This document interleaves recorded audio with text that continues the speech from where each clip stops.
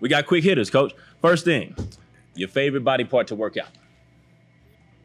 Because I'll be watching you from a distance on the social media. You getting active. You know, you've been on a journey. What's your favorite day? It would probably be leg day. Leg I'm day. not very strong upper body wise. I got you. See, as a guy, I'm the opposite. I'm always trying to get the D's from the waist up. You all know the what I mean? time. Like, guys, that's all they want to do. Like, sometimes they'll say, oh, I don't even work out my legs. That's right, little bird legs with a beefy top. All right, guilty pleasure, whether it's a food, whether it's a movie, whether it's a music, something that's like, I wouldn't look at you and be able to tell that right off the bat. I like to sleep 24/7. If I could sleep probably 14 hours a day, I would.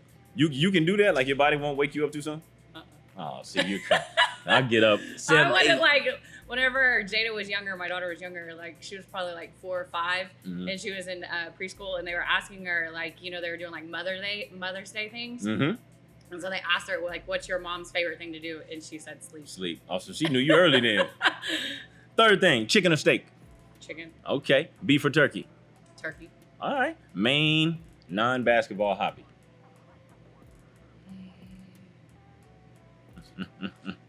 We know you're a grinder. At least I do. So I know that wasn't easy.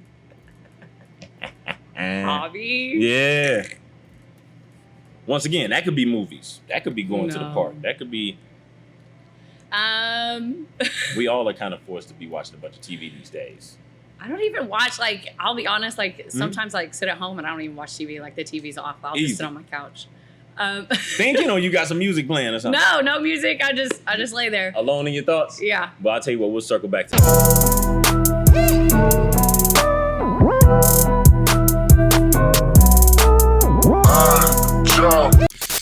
Thank you for coming, Coach. Now we got to roll into the meat of the matter. Where you from? Where's your hometown? Lexington, Oklahoma. Lexington, Oklahoma. How was it growing up in Lexington, Oklahoma? 'Cause I've never been to it. I've always only like been through it. You know what I mean? Yes. Well, I grew up kind of like in the country. Like a lot of people probably wouldn't notice that. Right. But we had one stoplight in our town. I graduated with 73. Yeah, I know our class was 73. Yeah. And then that's the shortest commencement ever, you know? It was nice. I have a younger brother and an older sister, so I'm the typical middle child. Most people don't know, but I actually started playing softball, and that's kind of where I thought I would be and end up. It wasn't necessarily basketball, so it's kind of different for me. My start is different than most. Competition is competition, so I've heard from coaches. Yes. But did you play basketball as well, or was it all softball coming up? Yeah, so like typically, like right now, like you see girls that are in 5A, 6A basketball, like they play AAU throughout the summer basketball. True. I played softball.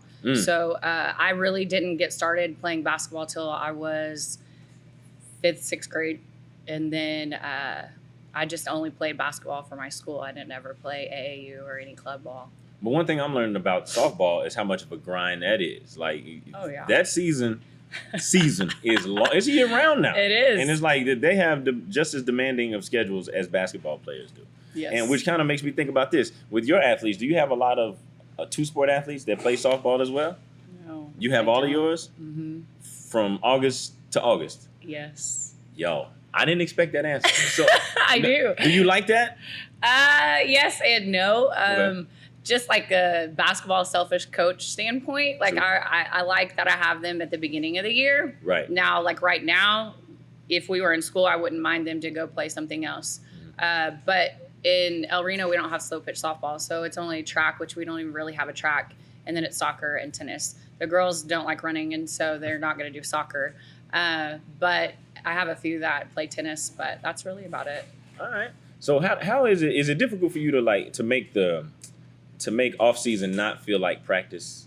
You know what I mean? And what I mean is, I'll tell you something that I've done in the past. Like after spring break is over, obviously the season is done, right? Right. And then we get back in the saddle somewhere around maybe early April. One thing I'll do is like I'll put the whistle away. So it's small, but it's like it doesn't feel. I'm trying my best to make it not feel like practice. Have you figured out how to do that, or is it just boots to asses every day? I wouldn't necessarily say that. I mean, but I don't hang up my whistle. I know, like in April, what I try to do is I try to do strictly like skill work, and I try to like in El Reno I have my 7th and 8th graders with us as well. Oh, that's And beautiful. so I have 7th to 8th, and then my high school girls, like we'll split up on each end, and we go over skill work for April, and then in May I start prepping for our summer leagues, and then like preseason, like August and September, like we alternate days. Like some days will be it'll be conditioning and weightlifting, and then the other days is skill work, and then kind of like trying to get our new girls acclimated to our drills and what we do as far as that goes. You said the new girl, you're talking about the babies coming in. Yeah. Do you get good help from your vets in terms of bringing them along, or are you having to work that as just the staff? You know what I mean? It kind of just depends. This year we are a little bit different with our senior class, just because our personalities were different from our previous years. Key. And so it wasn't necessarily like bring them along, because they were kind of like in their own shell, like my seniors were this year. But sometimes they kind of hang about to dry. They kind of make them swim a little bit. That's right. Try to make sure that they can kind of withstand a few different things. But eventually, our seniors do a really good job of making sure that they include everybody and kind of make sure they kind of know, like, if I don't have these girls help us, then we're not going to be successful. That's good. That's good. I like the little sink or swim action. Every now and then Yes. you got to get it on your own. But if you're screwing up too bad, come here, young one. Let me help you out. That's exactly what they do. Now, before we get to, I know we touched on it a little bit, that's your head coaching reign. But the first time I saw you, you were at Midwest City on the staff, right? And I was Correct. coaching at Muskogee. Yes. And that was the year you guys won the state finals. And I remember playing against you guys, coaching against you guys in Yes. the semis, right? This is 2016.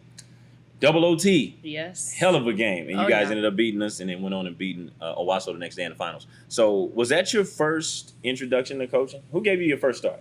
Like, where'd your journey begin? Okay, so my journey obviously is a lot different than most, again, with the softball, basketball Right, thing. different start, right? I actually, when I graduated college, I just wanted to be an elementary teacher. You told me that a couple years ago. I remember that. So I taught elementary school for 3 years. True. And then my softball coach from high school, she called me up and said, "Hey, I have a job for you, Jen." And I was like, "Okay." All right. So I thought it was going to be like a softball job. Right. No, she's like, "I need you to be my head basketball coach." And I was like, I don't know about that one. So I think I'm about 24 at this time. And she was the site AD at U.S. Grant High School. Ah, okay. So I thought about it. This held some weight then. Yeah. So then I kind of thought about it for a couple weeks, and then I accepted the position at U.S. Grant High School. So I was the head coach there for 2 years. We only won 3 games my first year and 3 games my second year. I understand. But Stay pat, you know what I mean? You didn't go down, didn't go up, but you stayed right here. but I learned a lot. And while I was there, I did a good job of making sure that I networked and met people that I needed to meet to kind of climb the coaching ranks, if that makes sense. While I was there, I met Paul Bass because we had to play the Edmond Santa Fe for regionals. And while I met him, I met his daughter, Katie Bass. Yeah. And Coach Bass just retired too. Old Paul Yes, Bass. he Salute did. to him. So meeting them, they kind of like took me under their wing. Right. And I went to coaching clinics with them because I'd never, ever, I wasn't even assistant coach Gotcha. before. So I kind of just got thrown in the fire. No training wheels. Just go. Yes. You know what I mean? So getting to know them, just like a year and a half, Katie got that job at Midwest City, and she called me up and said, "Hey, Jen, I have this job that I think I'm going to accept at Midwest City." And she's like, "I want you to come and be my assistant." And I was like, "I don't know about that one." Didn't know about that one either, huh? Yeah. I was Okay, so like- what was the hang up at that point? Because I can understand you being like, whoa, about coming in as the driver of the bus, right? Right. But now you sort of getting ready to go under the learning tree, so to speak. Like, what Right. kind of hung you up about that one? Well, at U.S. Grant, I think I was just kind of like comfortable with where I was at, You probably just got to that point too, didn't you? Right. And so I'd known everybody that I needed to know in the OKCPS like circle. Mhm. They started doing the Field and Future stuff, and I was working with Steiner and doing a lot of coaching and just learning basically from them. I also had known that my AD, that had brought me in, Candy Hunt, I knew that she was going to be an admin, and so that AD position, that AD position was going to be open, which I wanted. I like how you think. So All right. those are the things that, you know, that were going through my mind. And then on top of that, I was also starting my master's. And so it was just a lot of different things that, you know, I had my mind set on making sure that I was going to be secure in my job and secure with, you know, having a child, and everything was already in place. So something new and having to go with all this stuff already on top of me was a little bit scary. Starting over again. Right. So to speak. So and then the other thing is, when I was talking to her about it, she's like, Jennifer, this team could win a state championship. And at that point, like, I didn't know very many people in the basketball world. Right. I didn't know anybody at AAU. I didn't know very many coaches. I only knew the people that were in OKCPS and then, you know, the Bass family. And so I really hadn't kind of put myself out there. True. And so I didn't really know what Midwest City had coming back. Right. So straight up gamble, it sounds like. Right. So she just kind of talked me into it, and I said, well, you know, if they say that, you know, they'll give me a math job, and they kind of work with me as far as Jada goes, because I am a single parent, and making sure that Jada is taken care of, it was my main point. I wanted to make sure that that was taken care of. Then I go ahead. So once again, I gambled, and we went, and that was like the biggest eye-opening learning experience ever, just because, you know, I was a head coach. Now I'm going to be an assistant coach. Right. And then I go from having people that aren't very athletic just work really hard and have, you know, this lifestyle that it's not even basketball. They don't even play basketball at U.S. Grant until they get to me in 9th, 10th grade. That's a rough battle. Right. And so now I'm at Midwest City, where you're expected to win. I'm an assistant coach. Right. And then you have these girls that are D1 athletes. That's a fact. And so it was different. I loved it, though. I miss Katie. I miss working with Katie. That it was just nice. So the fact that Katie thought about some things and I thought about other things, and then whenever we brought our ideas together, it just kind of worked. It was nice. And how long were you at Midwest City? That was my only year there. Just one. That's called getting it done. Striking while the iron is hot, and then making the jump. But right. Let me ask you this though. Did it take a while for you to be okay with the fact that you're coaching basketball instead of softball? You know, when you got to Grant, and if so, like, how long did it take you to get your feet under you? Like, all right, I think I can do this. I still think.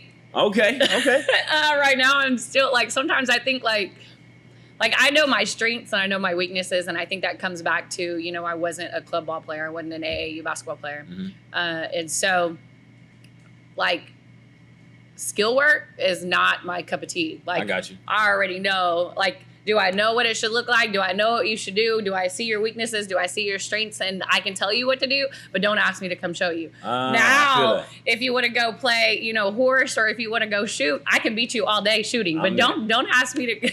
I like that. But you know what, though? That's a beautiful statement, because so many people, all right, would not speak like on the record about what they can do the least, right? Right. So in that same area, let's say, because, you know, you got coaches wear many hats, right? Oh, yeah. And I'm pretty sure a regular day for you, minus the corona situation, a full day for you probably has a whole bunch of just stuff in it. So if you could pick like one department of running a program that you like the least, whether it's laundry, whether it's breaking down film, whatever it is, what would you point to right off the bat? The least? The least. But you know, it's a necessary evil, but just like, I really would like not to have to do this. The skill work. There you go. Do you hire accordingly?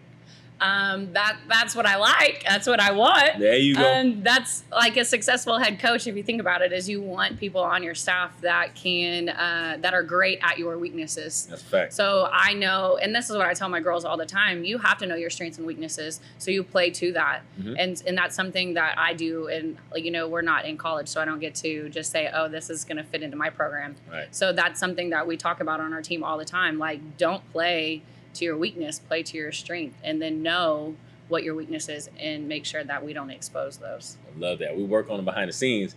When it's winning time, strengths, where your bread is buttered. What was your role when you were at Midwest City? All right. Were you able to float, or did you have the JV? Did you have freshmen? I did not have JV. I did not have freshmen. I basically just assisted Katie. Beautiful. So a lot of the times Katie did most of the offensive stuff, and I did a lot of the defensive stuff. She kind of said, hey, This is what I want, and this is what I look at. Right. And then, Jennifer, I want you to put together some things so that way we could be good at this or not good at, or, like play to this. This is what I want. And so I said, okay. I helped with the posts. There you go. So we did a lot of, that's my skill work for the post girls. And then I paid attention to that on, things like in game time situations. Not only did I pay attention to like defenses and what we should run against other teams' offense. And then our post girls, like whenever they were messing up or doing good, like I had to make sure that, hey, you need to do this and things of that nature. Right. And then I was also in charge of this substituting. Hey, now it sounds like that was a bit nerve-wracking.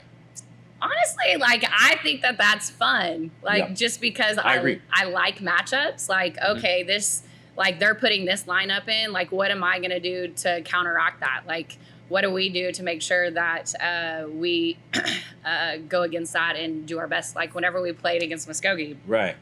Aaliyah, right? That's right. her name. Okay, so my objective was to stop her, right? True. So I had to have a defensive person on her at all times. Right. So you got one job. Run around with her. Exactly. So if you think about that, I had 3 girls on her the whole entire game. Yeah. I would pull this girl out. I'd put this next girl on her. Then I would put this next girl on her. So I literally systematically made sure I had 3 different girls that were always ready to guard her at all times. Fresh legs. And she didn't sit much. So that is exactly what I would have done.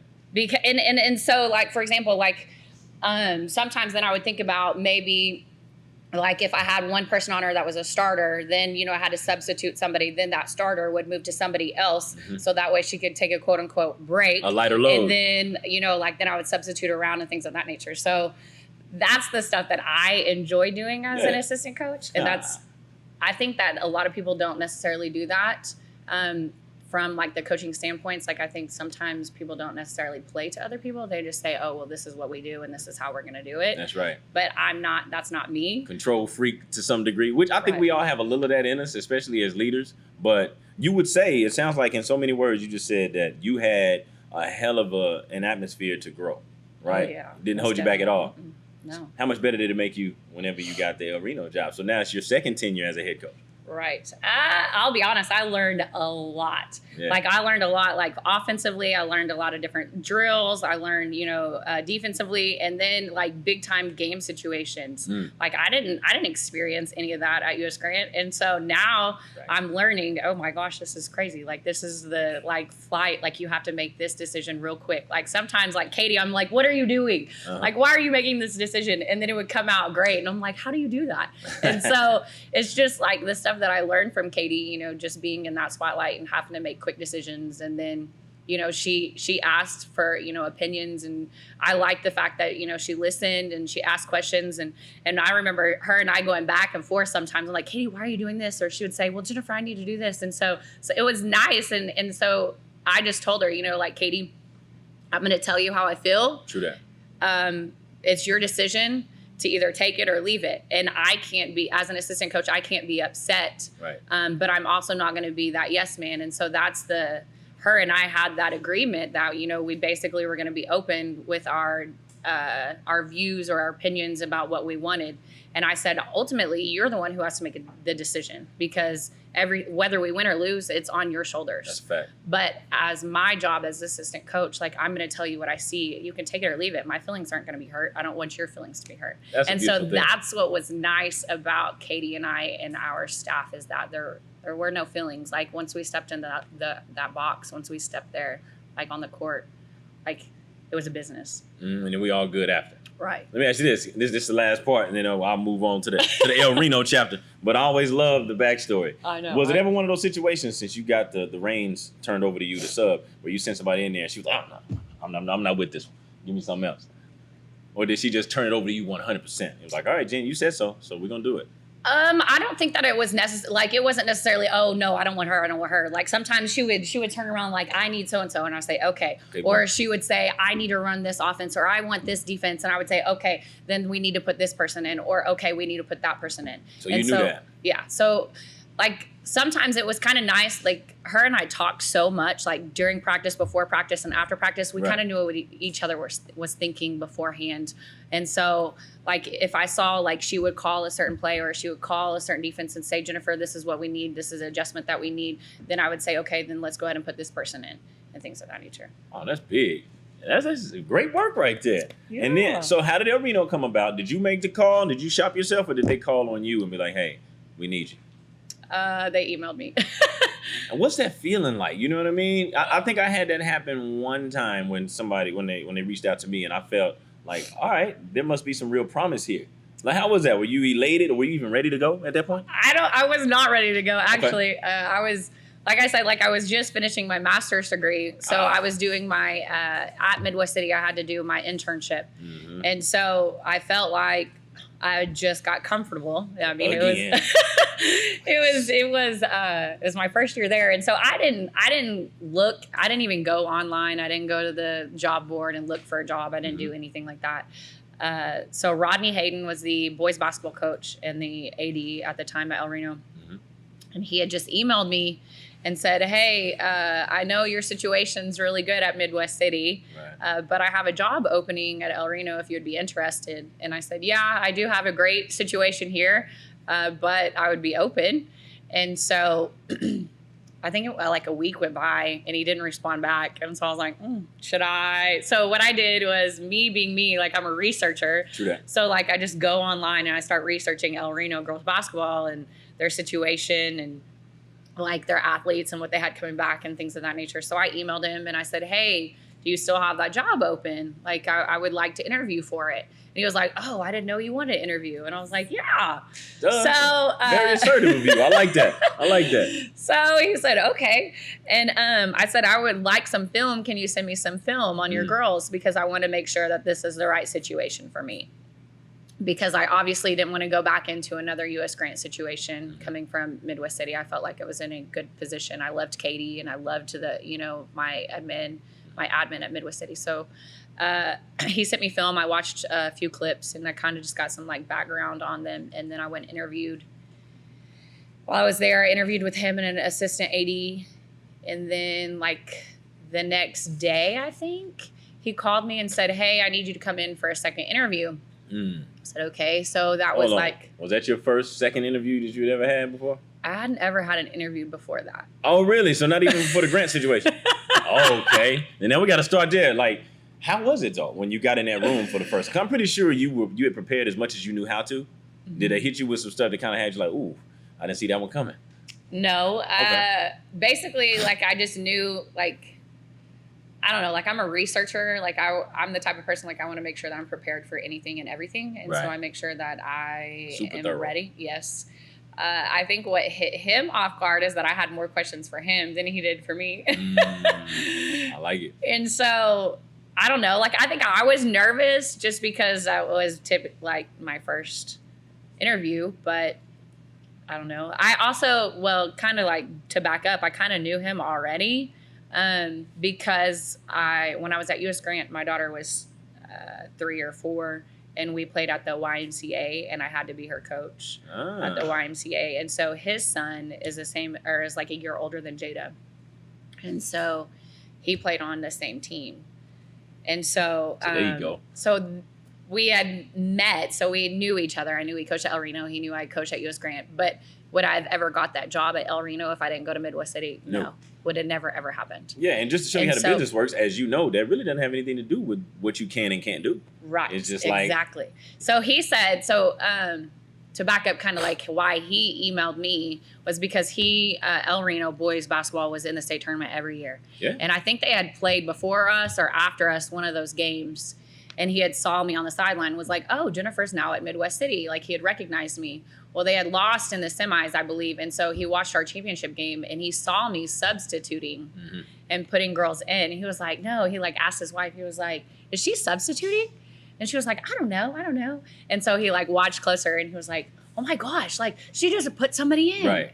And so he asked me in the interview, like that was like his second question was like, were you substituting? I was like, yes. Yeah. And he was like, are you sure? Like, I was like, yes, like I did that all year. Right. And he was like, I would never ever trust one of my coaches to do that. And I was like, it's just the understanding Katie and I had. Yeah.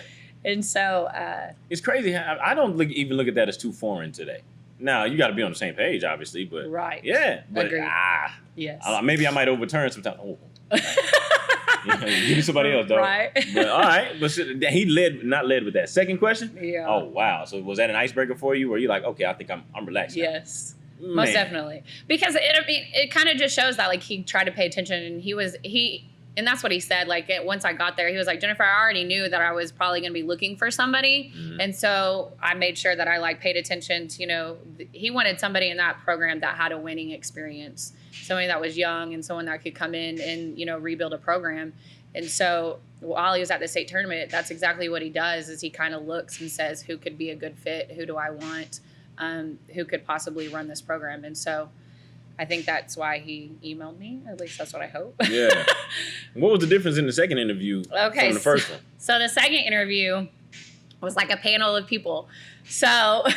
Was one on two in the first one? The first one, it was just me, and then the two, they were co-ADs at that time. Okay, cool. And then my second interview, I came in, and my AD at U.S. Grant, Candy Hunt, who gave me the job, she's like, Jennifer, they're going to hire you. And I was like, no, they're not. And she was like, yeah, they are. They've already checked your references, so on and so forth, like in that week span from my first to my second. And they were like, he's checking all your references. They're definitely going to hire you. I was like, whatever. Yeah. You're like, I'll believe it when the chicken's hatched, though. Exactly. Right. So when I get in there, the superintendent, assistant superintendent, principal, both and both ADs, and then me. 5. Okay. Yes. All right, a little ambush. All right.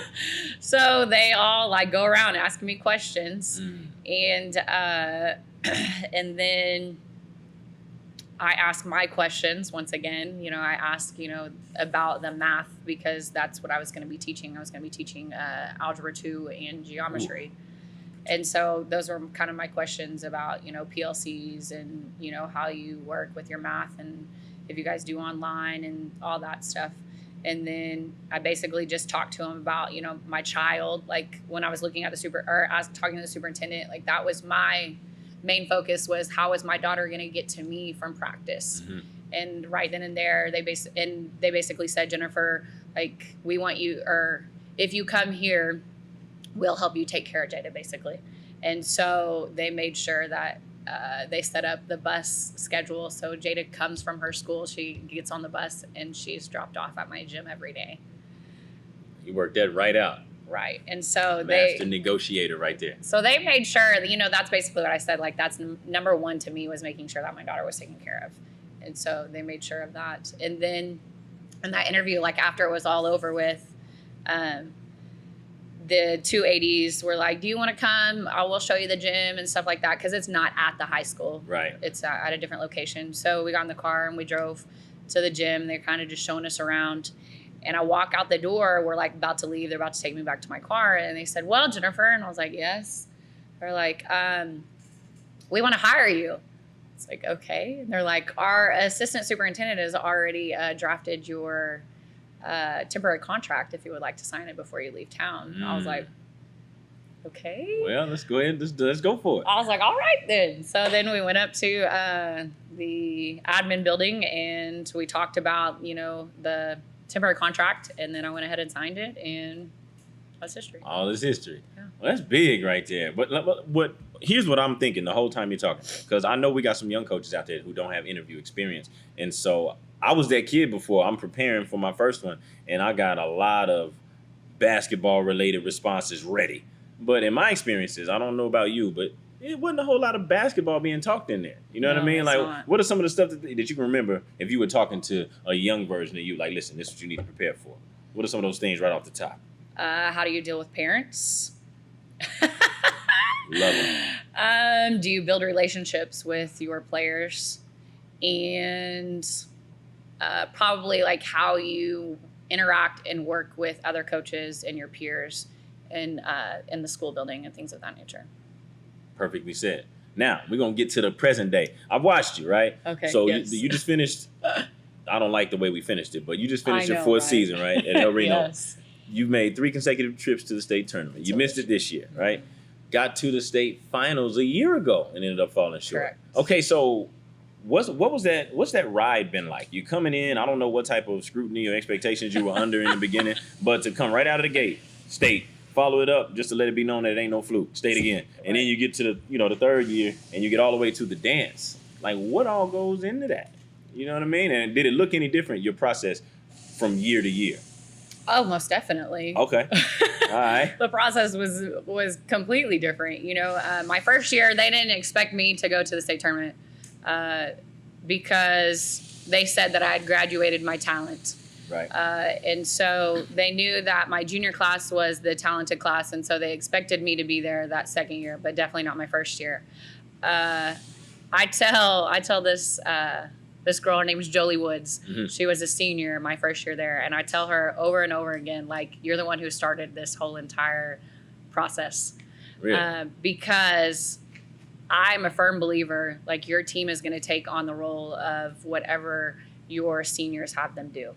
So if your senior is a leader and your seniors has these set of expectations and they make sure that they hold everybody accountable, mm-hmm. then you're going to be successful. If they don't hold anybody accountable and they're just kind of there, then that's just kind of how your team's going to be as well. Yeah, just riders, no drivers. Exactly. And then coach you got to do everything. Exactly. And so just going back, like, I can remember, like, through that whole entire season, Jolie, she wasn't our leading scorer, but she did anything and everything. Like, she hustled on defense. She had steals. She had rebounds. She had points. And everybody through the whole entire year, they were like, where did this Jolie come from? Right. Jolie's never played like this before. But it's just because, like, I gave her that freedom and I told her, like, this is what I need you to do. These are my expectations, and this is how we're going to be successful. And so she took it upon herself to make sure that she did those things. When I got there, and this is something that I talk about Jolie as well, in El Reno, like, I don't know if a lot of people kind of know, like, our school makeup, but we have, like, 4 independent school districts that come into El Reno. So we have, like, Banner, Riverside, Maple, Darlington, and they all feed into El Reno in 9th grade. I had no clue about that. Okay. So if you really think about that, like, coming into El Reno, which I had to research before I went into my interview, they're kind of, and I know this kind of sounds bad, but it's kind of almost like self-segregation. Yes. I'm interested. Break that down. I know, that was kind of nice right there.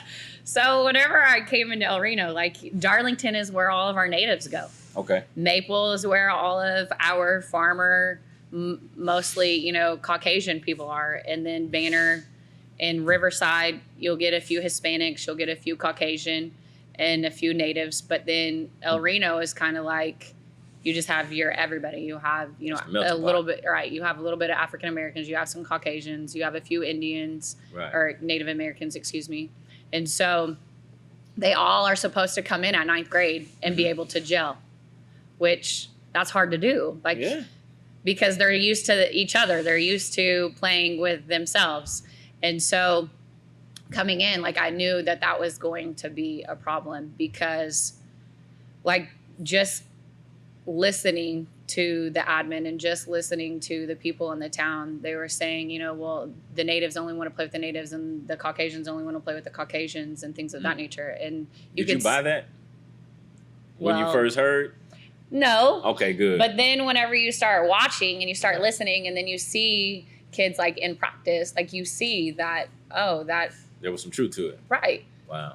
And so I knew that was going to be stressful, but I knew that for us to be successful, like, these sides were going to have to come together and be able to play together. Oh, yeah. And so I feel like Jolie was native, mm-hmm. And I felt like Jolie was going to be the person that bridged that gap, and that's exactly what she was. And so it's like Jolie to this day, like, I love her to death. She's like my own child. Like, she comes, like, she lives in Florida now, and when she comes home to visit in El Reno, she stays with me. Her and her family does. So it's nice, just because I've had that relationship with her. But I tell her all the time, just the other day, like, you're the person who started it all. Like, I remember like I said, basically everybody's like, where'd this Jolie come from? Mm-hmm. So I think we played Guyman to get into the state tournament my first year. We were playing at Norman North. It was the Constellation Championship. I remember watching that one. I think I remember seeing that one. Yeah, all right. And Taking me back. That's 17? Yes. Yeah. And Jolie, like Jolie is 6 foot, long, lean, and she can get up and down the floor. And we ran a 1-2-1-1 press, and she was the top of our 1-2-1-1 press. Mm-hmm. And the girl had steal after steal after steal. We probably had 10 points before they had any points. And so she was literally like our driving force. Like we followed, like whatever Jolie did, like our team did. And so I tell her all the time, like, there's no way we would have made it to the state tournament without you. Mm-hmm. But she did a good job of merging our ethnicities in practice. Like sometimes, like I'm the type of person, like I'll sit back and I'll watch you. Yeah. And I want to see like your tendencies without me having to tell you how to act or how to behave or to do things. Like I'm going to watch your personality. I'm going to watch how you behave. I'm going to watch how you communicate with people and who you communicate with and how often. Right. And so avoid the clicks. Yes. So at El Reno, that's what I did my first year is I kind of just sat back and said, okay, like who is who? Yeah. What do they do? Who follows who, things of that nature. And so I kind of like, I give them a chance and I'm still this way. Like I'm going to tell the girls what I see. Right. And I tell them like, this is my expectation and this is what you're going to do. And then I give them that opportunity to figure it out themselves. There you go. If they don't figure it out, then that's when I get to step in. You got to figure it out for them. So we talked a lot about, merging and then, being with people that are not our ethnicity and kind of learning about each other. And I kind of watched it for a couple weeks. Didn't really go like I wanted it to go. Jolie was really the only person that was kind of willing. And so did you have expectations during this time, or were you just wanting to just see what happens? Okay, so at the very beginning, I was just seeing what happened. Okay, got you. How are they? Then I said, okay, these are my expectations. This is what I want you guys to do. Right. And I gave them the opportunity to fix it because I was saying like you guys are like. I would have like, so for example, like this is just one example. Like we did like during drink breaks, we'd have like working drink breaks. Like, so we would like shoot free throws while you're drinking. Okay. So you have 4 goals, you all separate and go on a goal. I would have all of the Native Americans at one goal and all of the Maple kids at one goal. And then all of the El Reno kids at another goal. Right. And so I had said like, this is not okay. And so gave them a chance. Right. So we talked about it. I gave them a couple weeks to fix it. They didn't fix it. So then I specifically had to start pairing them in groups. I like it. So, and that goes along with stretching. Like I'm the type of person that doesn't say like, this is how I don't want to run them. Like this isn't a military. Like I'm not going to be specific, like how you have to do everything. So right. I give them the opportunity to have some kind of autonomy. Is that the right word? Yeah, it is. To be able to do it themselves. Yeah. Like be big kids. Right. So the same thing with stretching lines. Like right. So then I had to be strategic about that. Like, okay, these people are placed together. These people are placed together. Like through my whole entire practice, my first year, that was exactly what we had to do. Was it touchy at all? Because like, we have hot button issues socially and race and ethnicity is one of them. Yes. And some might even put that at the top of the list. Did you tread lightly when it came to that, or did you just attack it head on and call it what it was? Well, I think there was times that I treaded lightly, and then there was times that I said, okay, like this is not okay. And Gotcha. Then I kind of went head on. It's still a hot topic. Yeah. Especially for us, just because, we have the tribe, and I do my best to make sure that we bring those, like, I don't want the girls to ever take away from their culture. Sure. And so I try to make sure that we all learn about their culture. That was a learning curve for me. Right. Because I didn't even know about their culture. And so I ask a lot of questions, and I try to make sure that I respect their views and their ways. But it was also like trying to get the other people in El Reno, like in our program, to understand their culture as well, and not say, oh, well, just because they're Native, they get to do this. No, like this is their culture, and I would do the exact same thing for you. If you had a specific culture, like I would do the exact same thing for you. And so, and I tell them all the time, like, sometimes I wish I had a culture or a community or a tribal community that I could go to and learn about. They have, their Cheyenne and language. They had, I mean, I want them to know all those things. Just the other day, like one of our seniors, she's a tribal princess for Shina Arapaho. And that's dope. It is. Her mom brought me in a beaded necklace, an ER beaded necklace. And that was like the biggest thing to me because it is so beautiful. And for her to be able to give me something from their culture or their tribe, I don't know, like I felt like I won. Like I felt like, oh my gosh, this is so amazing. And like, it had meaning to it. It wasn't just like a because gift. like I learned so much about, just their culture, like I don't ever want to be disrespectful or do anything against them because they were here before we were, like. And I feel like a lot of times, like we say, you have to live this way or you have to live that way because we came here, and that's not necessarily true. Like I think that we can all coexist. Sure. But like that's hard. Yeah. It is really hard. And there are differences, but I think if we take the time to acknowledge those, we'll be all right. And so I think that El Reno is like a special place. Like it really is. Like you have to have somebody there that is accepting of that culture, but also being able to make sure that you not necessarily cater, but you also make sure that you are taking care of the people that aren't in that culture. So you kind of have to mesh them all together and have like a mutual respect. Sounds like you got a full plate, Coach. Now we're going to make a hard right turn. Okay. All right. The coronavirus. Yes. That's what's hot right now. First of all, are you still living, or are you taking outlandish precautions? And I don't mean to make light of it because it's hit some people directly and indirectly. Like, how has it affected you directly or indirectly, your lifestyle? Well, I already kind of self-isolate myself. I got you. I like being home by myself. Homebody. Right. So that's not like that big of a deal for me. What's a big deal for me is Jada, obviously. She doesn't like being inside. She likes playing with her friends and things of that nature. So last week it was kind of spring break, and so I let her play with her friends. And then I think it was like Friday night, I was like trying to go to sleep, and it made me really nervous because once again, I'm a single mom. Like, what if Jada got sick? Or what if I got sick? True. Like both of us are sick. That's a real what if too. It's not it's not like you're having an imagination. Because the thing is like if she's playing with these other, like I'm not gonna get it because obviously I only go to the grocery store and come back. There you go. But if this is wood, you're gonna knock on it. Right.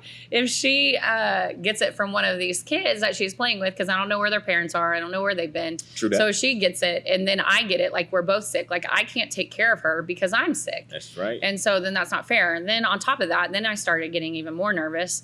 Like, what if one of us was to get in the hospital? Like, her being in the hospital 24/7 and I'm being exposed, like I'm not going to be able to be there. Right. Or if she, or if I go to the hospital and she doesn't get to be there, like her and I, like we're inseparable. Like we're together all the time. Joined at the hip. And so if that was to happen, like I don't know what I would do to myself. And I could only blame myself. True. And so now she hates that she has to stay inside. Or the other day, her friends were like 2 streets down or 2 driveways down, and they were drawing chalk, and she was drawing chalk. They were just talking to each other, Real resourceful. Right. I like it. But so I mean, I feel bad for her just because she doesn't get to do her normal play with her friends. But for me, it's fine. It's the usual regular scheduled programming for you. Right.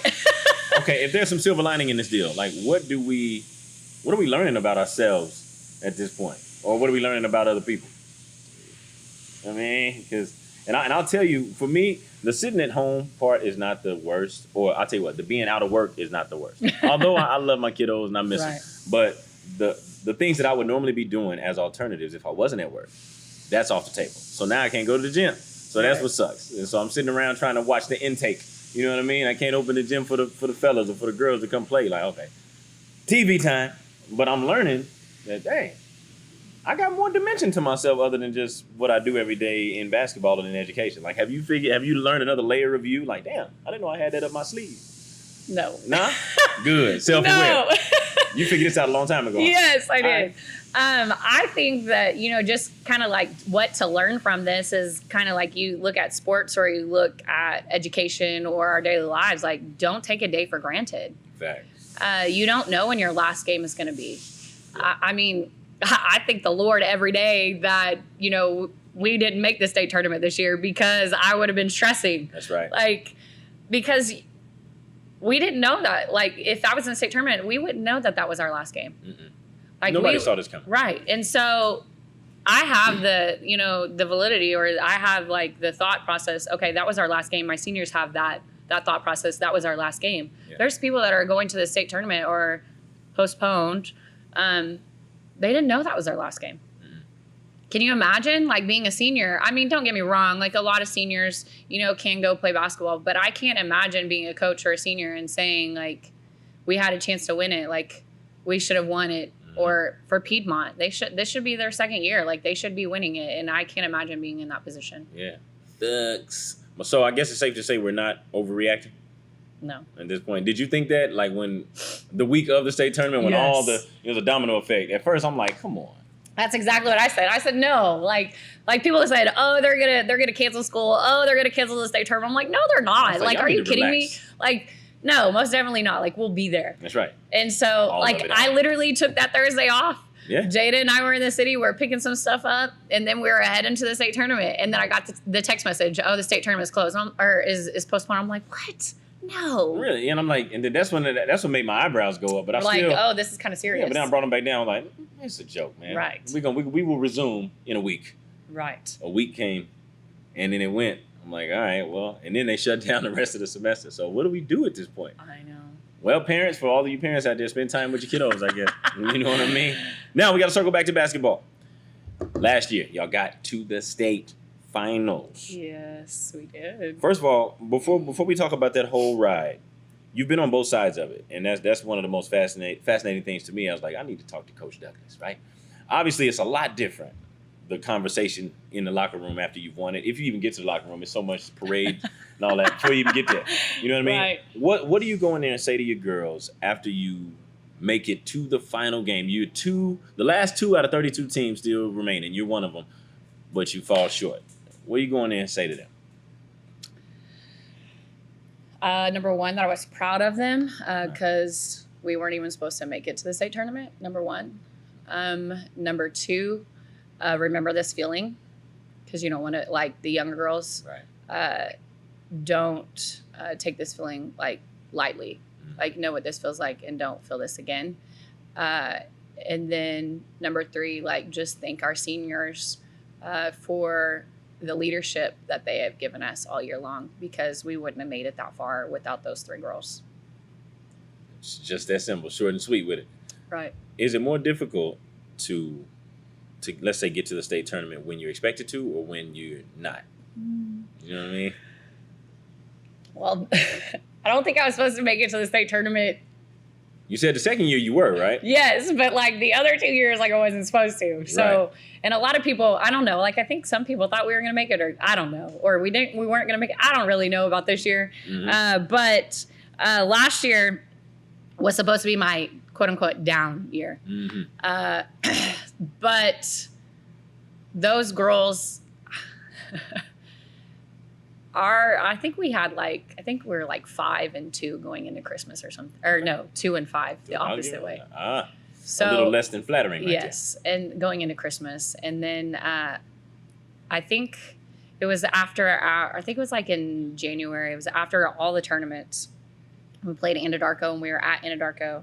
And we went to this film session afterwards because I was just frustrated. Like, I felt I'm the type of person, like, I'm going to work really hard. Yeah. I'm not the most skilled. I'm not the most athletic, but I'm work harder than you. That's fact. And so, You'll always have a chance taking that approach. right. And so that's something that I was talking to my girls about, is like, why do you just lay over? Why do you just pretend and lay over and like you're dead? You know, like, why do you do that? Mm. Why not just work super hard and show everybody, like, no matter what, whether you win or lose, like, you're going to give everything that you have and leave it on the floor. And Be a so, fighter. like, we watched film, and I don't even think we practiced that day. Like, we watched film for an hour, and we fast forward and rewind, paused, and I would ask them, like, I was asking them real questions, like, what are you doing right here? Do you see this person outworking you? Do you see yourself walking? Do you see and I was calling out seniors. I was calling everybody out. And I remember one of my seniors, like, that evening, she was like, that was probably the hardest, like, I texted her, she was like, that was the hardest film session that I've ever had in my entire life. Yeah. Because, like, I hurt their feelings. Yeah. She was like, but we needed that. Mm-hmm.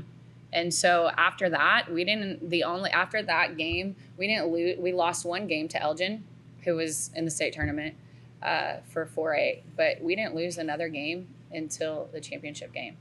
Oh, man. First of all, after that film session. Yeah, that's a hell of a run right there. And you actually segued into another question I was going to ask you, but you kind of touched on it. Are you difficult to deal with after a loss? You know what I mean? Yeah. Are you tough to deal with? Okay. I wasn't sure if maybe I needed to ask Jada or Oh, no, she hates it. And I feel bad for her because she does hate it. Like, whenever I lose, like, it takes me a while. Takes a minute. Oh, yeah. A long time. What does practice the next day look like? Are you spending a segment of the next day recapping last night? Or are you getting right on to, I don't want to say punishment, but dealing with the woes of yesterday, but you got 2 days left before you got to lock horns with somebody else? I think it kind of just depends. So if we lose on a Tuesday, Wednesday we get in and we get skill work and we're probably having a really tough practice. Right. I'm probably a little frustrated. Yeah. Got to empty the clip on them a little bit. Right. And then Thursday we go back to normal, film session, prepare, make sure that we're ready for Friday. If we lose on a Friday, I hold on to it Saturday and Sunday, but they don't see me. That's good. That's good. So I hold on to it over the weekend, and then Monday we're back to a normal schedule. Get in film session, make sure that we're prepped and ready to go for Tuesday. Yeah, a couple days off, boom, we right back. But I feel bad, like a lot of my girls don't have to see me, I say some, no offense, but male coaches are lucky in the aspect that, some of them that are married and they have kids, they can go home. I don't know if they go home and pout or they go to their, to themselves. I know some that do that. I feel bad for Jada because Jada is the one who has to deal with me all the time. She doesn't get to go to another parent and say, oh, mom's pissed or, tripping. No good cops. You got to deal with the cop. You know what I mean? So Jada's learned over the years, okay, I just don't say anything. But a lot of times I'm like, Jada, leave me alone. Right. And it's like, me. This is not our first dance kid. Oh my God. So she has to deal with a lot, but she learns. But so sometimes it's hard as a single parent, just like a mom having to say, okay, I gotta be mom and not coach. I feel that.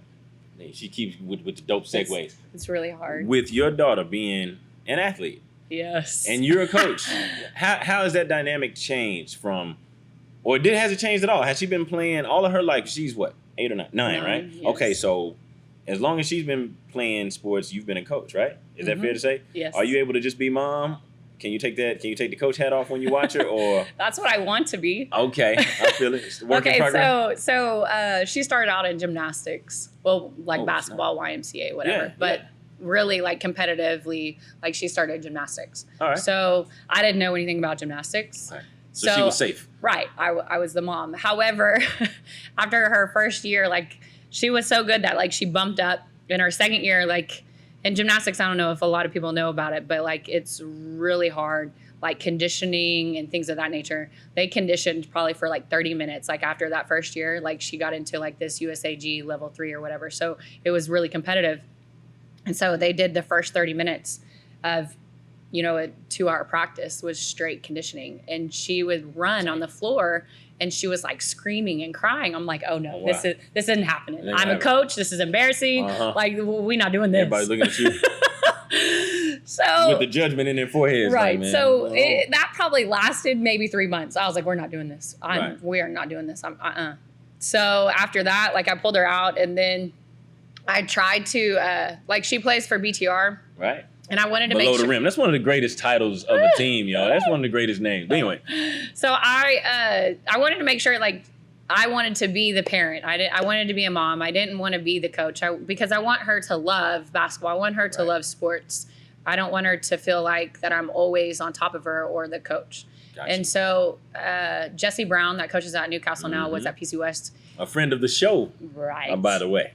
He has a daughter that's the same age as Jada, and so he was starting a BTR team when they were 5, I believe, or 6. And so that's where I put her at because I knew he knows basketball. He's successful.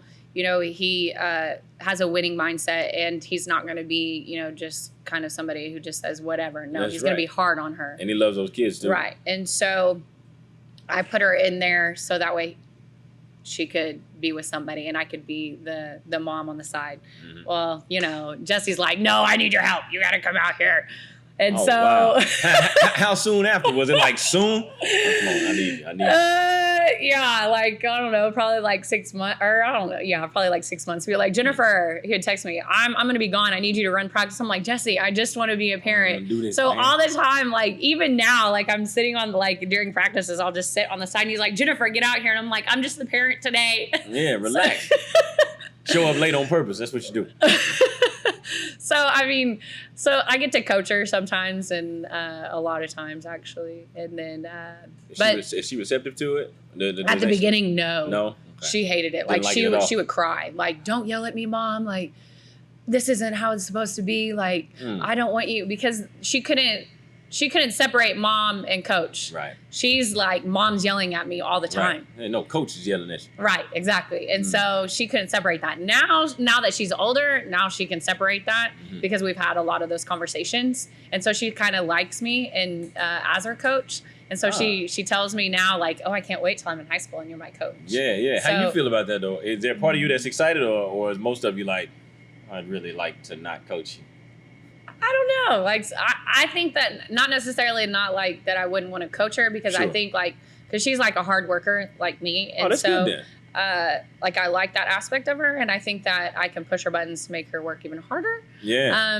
But what I'm afraid of from coaching her is like the backlash from other players or backlash from other parents. Because I know that goes on, and I don't ever want anybody to say, oh, I'm favoring my child, or, I don't want anybody to treat her differently, That's right. you know, her peers. And that's an easy card to play. Like, oh, that's her daughter. She can, Right, you know what I exactly. mean? But I've also seen some situations where a coach is coaching his son, or a coach is coaching his or her daughter, and they're working harder to make their kid's path tougher. So that ain't fair either. Right. And it's like, well, where's the medium between the two? But anyway, now I got a couple more I want to throw at you because I've Okay. enjoyed this. I appreciate you coming through. Let's say the biggest mistake or biggest blunder that you've made as a head coach that you can think back to. Like one of those early, maybe it was early, because for me it was early. I tried to make a decision on my own without consulting anybody. So I was like, it's time for me to kick my own training wheels off. Made a mess. You know what I mean? I had to go answer for it. Like, did you have one of those? I would say, like, just coaching wise, like, Okay, there's yeah, two. tactically, yeah. Yeah, like, there's two, like, coaching instances that I, like, think back to. Like, my first one, it was my first year at El Reno. Mm-hmm. We were in the area championship against Piedmont. We were up, I think, by 3. We were up by 3 with a few seconds left. I don't know, probably like 6-7 seconds left. Ooh. And Piedmont I remember has... that one. Y'all missed a bunch of layups that game, too. Yeah, we did. Anyway. Piedmont has the ball, and they have to go full court. I think we have like 6. I think it's right. Like, we have 6 fouls. And I'm thinking in my head, like, don't let Maddie Spurley get the ball.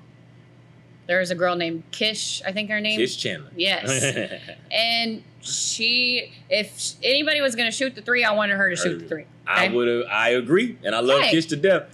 So, Back boy, didn't even call bank. Anyway. Go ahead. you remember. Thank you. I Exactly. So, we set up kind of like in a zone. As soon as the ball, and this is what I tell them, like, as soon as the ball is inbounded, like, match up to the person that's closest to you. This person is not going to shoot. She doesn't catch. So you're immediately in front of her. And I have Jolie Woods. Mm-hmm. Jolie Woods ended up matching up on Kish. The Right. person that you would want. 5'10", Kish is probably like, what, 5'7", 5'8", maybe. And so Kish dribbles the ball all the way down the floor. And I said, whatever you do, don't foul on the 3, right? And if she's the person you want to shoot, she's the person, like, That's the one. right. With that lineup. I remember that. Man, she lets it go, hits the backboard, goes in, and I'm just like, are you freaking kidding me? And it was from like the top of the key. You know what I mean? The shot So, it heavily contested right, too. like, yes, Jolie's all right there in her face, everything. And Mhm. so, like, it was, so I was just like, whatever. Okay, so I think we have like 2 seconds left or something where we just go take it into overtime. They have all the momentum in the world. And so then after the game, I'm like, and they end up winning. So we go to the consolation area. So what's frustrating to me is, like, now after the game, like, why didn't I foul? Yeah.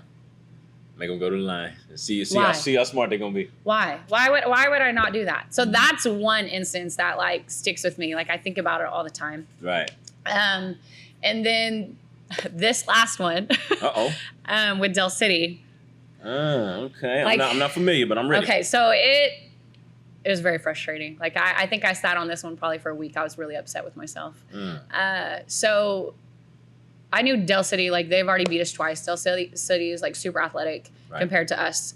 You know, BB Polk is just unreal. Like she can go get a bucket easily. She can shoot contested threes. Like bam. Yes. And then they have AJ on their team, who was also a senior, who's athletic and hard to guard. Like just a matchup wise is really hard. You can't put a post because she's too quick. You can't put a guard because then she can post you up. That's right. So I knew that we had to stop both of them. Well, we did a pretty good job, like defensively. Mm-hmm. Offensively, we didn't do very well. I think that like we shouldn't have been in the ball game. Like when I look at the statistics, right? But we ended up losing by 1. When I look at the statistics, they have 25 more shots than we did. They had 20 points off of turnovers, and we only had 14 turnovers. And we fouled BB out. We fouled their other senior out, and then we fouled the girl that had 21 points against us, who was a sophomore. So we did what we needed to do to be in the ball game. That's right. Okay, we followed the game plan. You like we got a chance. Yes. So we're up, and I think there was like a minute, 14 seconds left, and I'm not the type of person to sit there and stall. Like that's hard because my girls, like we're not. They'll figure out a way to mess it up. Right.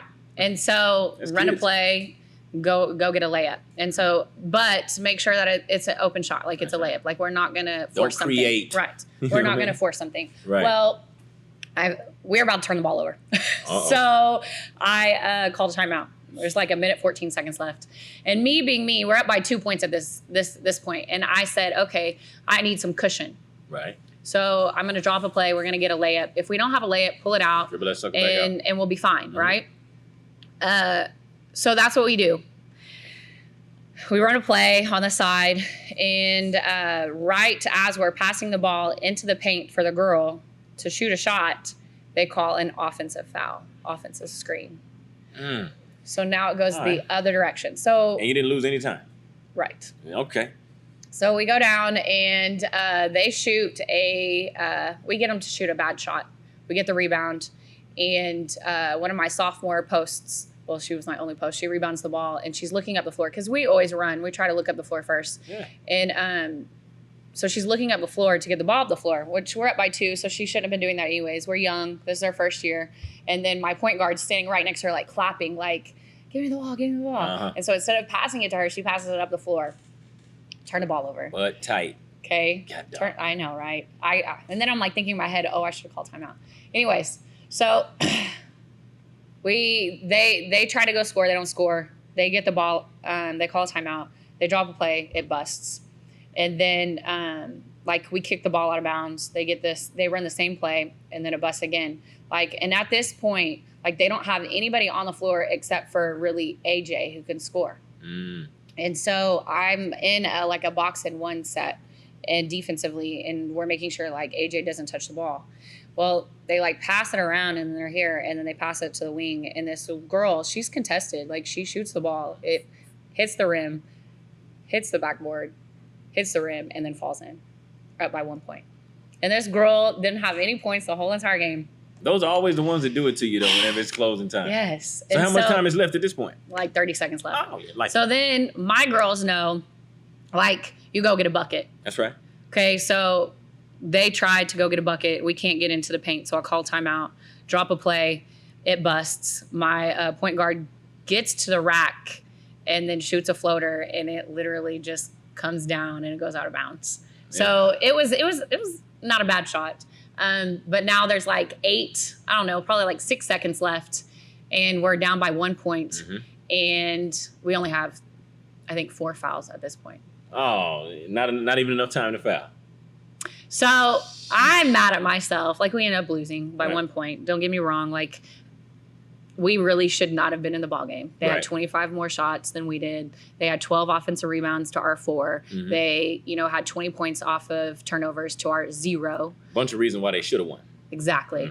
But then I'm frustrated at myself. Like, I'm always going to remember that, like, 1 minute and 14 seconds, because I've never should have put my player in that position to get that foul. Like, why, Jennifer, did you not inbound the ball in the backcourt and then let my point guard go to work? Why did I not do that? Why did I not take time off the clock and then call another timeout? And then on top of that, Jennifer, why in the world did you let your post hold the ball and not call a timeout down there? Like, and so me as a coach, like, a whole lot of whys. right. And so and that's the thing. Like, I will never be the type of person to blame anything on my kids. Right. I'll always blame it on myself. Like, what could I have done better, or how could I have controlled that situation to make sure that I put them in the best position to be successful? That's a leader right there. What's the best piece of advice you ever got? Life or basketball? Learn from your mistakes. Beautiful. Now we got to flip the coin. What's the worst? Can you think of something that somebody gave you something that they thought was good and you might have thought was good, and you tried and it was like, bust? Please don't name names, because somebody might watch this and come at her. You know what I mean? I know you didn't see that one coming. I had to throw that at you. But here's the deal. I don't really know. Like, I Really? really don't think like anybody's giving me like advice. Like, I think that maybe this is probably me, just being me. All right. Like, if somebody gives me advice and I'm like thinking in my head, like, that's dumb. Like, I just let it go. Like, I don't. You don't even employ it. Right. Smart. And a lot of times, I think folks most times give us whatever they have to give us. It's not in poor taste, but Right. sometimes it don't work. Right. Now, here's how I'm going to close, and you've been touching on it a little bit. I got my closing segment, right? All due disrespect, right? So with all due disrespect to any of your opponents that you played against or coached against, if you could go back to just one, right, that you want back because they got you and they shouldn't have, who would it be? What team? What coach? If it was a head-to-head situation, just one that you could go back and be like, we should have had that one, no matter how they feel about it. Yeah, I know you told us about 3 of them. You told us Right. Dale City. You told us Piedmont. At least once. You know what I mean? Oh, yeah. Oh, I think that, just like Piedmont, that's a big rivalry for us. Like, Yeah, that's true. the way that we play them every time, and every time we play Piedmont, like, they give us their best game, literally. True that. Like, sometimes I'll watch film and I'm like, how come we didn't get that girl? How come she didn't play like that against us? Yeah. And so I think that there's just always a battle with Piedmont. That's fact. But as far as like losing a game that I don't know, like it's Piedmont all the time. Like not even just one. Every matchup. Yes, every matchup with Piedmont. I feel it. I think it was your first year at Reno. I think they beat you guys 3 times. Yes. I know that bothered you. Yeah, they beat us close, literally. close. Like, they beat us 3 times, and then the next year we beat them 3 times, and then I'm not even. Then they get the move-ins. Slight jab, but it's real. It happens. It happens. And I think that's probably like some of my girls tell me all the time, like, this is the way they feel like they stole our championship. Yeah. But that was y'all's 3rd matchup even that year too, right? Yes. Twice in conference and then one time. We in like finals. every year we've played Piedmont 3 times except for this year. We've only played them twice. Yeah. Well, Coach, once we shake back to normal society and we get civilization back, Yes. I'll be watching to see what you do next with your program. Wish Thank you you. nothing but luck. Thanks. And I appreciate you taking time. No problem. Thank you.